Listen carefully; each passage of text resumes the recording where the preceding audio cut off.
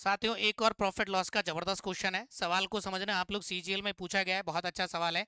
एक रिटेलर 92,000 रुपए अंकित मूल्य के एक एयर कंडीशनर को बेचने के लिए 30% की छूट की घोषणा करता है। एयर कंडीशनर का क्रय मूल्य अंकित मूल्य से 70% कम है। ठीक है।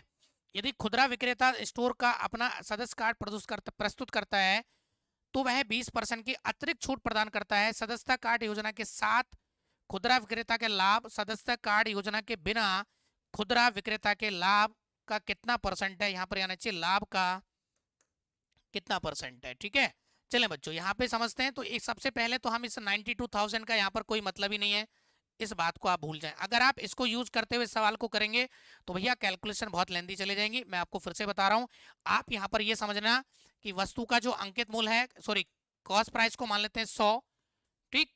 अब आपको पता है कि हाँ, यहाँ पर हम लोग क्या कर रहे हैं, अंकित मूल्य को आप लोग मानेंगे 100, कॉस्ट प्राइस को नहीं, अंकित मूल्य को यहाँ पर मान लेते हैं हम लोग 100। बोल रहा है कि 30% की छूट की घोषणा करता है। एयर कंडीशनर का क्रय मूल्य अंकित मूल्य का 70% कम है, तो जो सीपी आएगा ना, इससे 70% कम है, तो मतलब इसका 30% होगा। और अब पहले केस में एसपी जो है 30% की छूट की घोषणा करता है, तो ये 70 रुपए में बेच रहा है भाई। अब देखिए सीपी आ गया 30, विक्रय मूल्य आ गया 70, तो यहाँ पर लाभ की बात की जाए तो लाभ आएगा पहले केस से बच्चों 40। आप कहेंगे यस सर लाभ आ गया 40। ठीक है। अब हम दूसरे केस की बात कर रहे हैं। दूसरे केस में क्या बोल रहा है कि यदि वो खुदरा विक्रेता है जो अपने सदस्य कार्ड का उपयोग करता है तो उसको 20% का एडिशनल डिस्काउंट मिल रहा है। पहले आपका अंकित मूल्य था 100, इस पे तो आपको 70% का डिस्काउंट मिल ही गया है, लेकिन इसी के साथ 20% का और मिल रहा है, तो मतलब इसका आपको 80% में ये चीज मिल रही है। ये दोनों जीरो कटेगा, ये दोनों कट गया, 8 7 56 रुपए। अभी बच्चों जो एसपी आ रहा है आपका नया, वो आपका 56 आ जाएगा। एमपी तो आपको पता है यहाँ पर भी बच्चों 100 ही है। एसपी आपका आ गया अब यहाँ से 56, और सीपी 70% कम है तो 30 ही हो गया। अब यहाँ पर जो लाभ आ रहा है आपका, वो आपको पता है कि भैया 30 रुपए की चीज 56 में जा रही है अभी भी, तो आप 56 में से 30 घटाएंगे, हाँ जी, तो यहाँ पर लाभ हो रहा है बच्चों 26 का।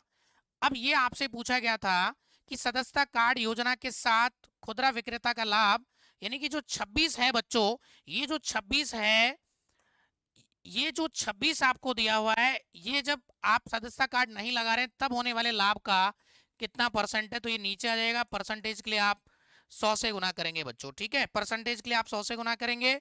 ये आप 0 से 0, 2 से 5 बार, 2 से 2 बार, और 2 से ये 13 बार, 13 पंजा 65% आपका आंसर आएगा, जो कि ऑप्शन डी में हमें अवेलेबल है। तो बच्चों इस सवाल का जो राइट आंसर आ रहा है वो ऑप्शन डी आ रहा है। और एक बार मैं फिर से बता देता हूँ आपको इस सवाल को कि आपने एमपी 100 माना है, कॉस्ट प्राइस आपको पता है कि 70% कम है क्या क्रय मूल्य, बिल्कुल। आप कहेंगे सर अंकित मूल्य से 70% कम है, तो फिर ये आगा आपका क्रय मूल्य आ गया बच्चों 30। एसपी जो है आपको 30% की छूट दी जा रही है, तो छूट देने के बाद ही विक्रय मूल्य बचेगा। इस पे हमने 30% का डिस्काउंट निकाला है, तो ये आपके पास एसपी आ गया बच्चों 70। अब आप देखें 30 में खरीद कर 70 में बेच रहे हैं, तो ये लाभ आ गया पहले केस में। जब आप कार्ड यूज नहीं कर रहा है, खुदरा विक्रेता जो है वो कार्ड का यूज नहीं कर रहा है, अब उसने लगा दिया बच्चों कार्ड, तो 100 रुपए उसका अंकित मूल्य था। सेकंड केस में 30% की छूट 70% में बेच रहा है, लेकिन वो 20% एडिशनल डिस्काउंट आपको मिल रहा है। तो आप एक तो यही इसका चाहे 20% निकाल के 7 दूनी 14 घटा के डायरेक्ट एसपी आ सकता था, या मैंने बच्चों ऐसे निकाल दिया। तो यहाँ से 56 रुपए उसका आ गया एसपी, क्रय मूल्य वही होगा, अंकित मूल्य आपका 100। यहाँ से जो नया लाभ मिल रहा है वो 26 मिल रहा है। अब सवाल में यही पूछ रहा है कि ये जो 26 है ना, इस 40 का कितना परसेंट है, तो बच्चों ये है 65%। सवाल बहुत अच्छा है, अगर समझ में आ गया है ना तो लाइक करना ना भूलें और चैनल को सब्सक्राइब जरूर करें।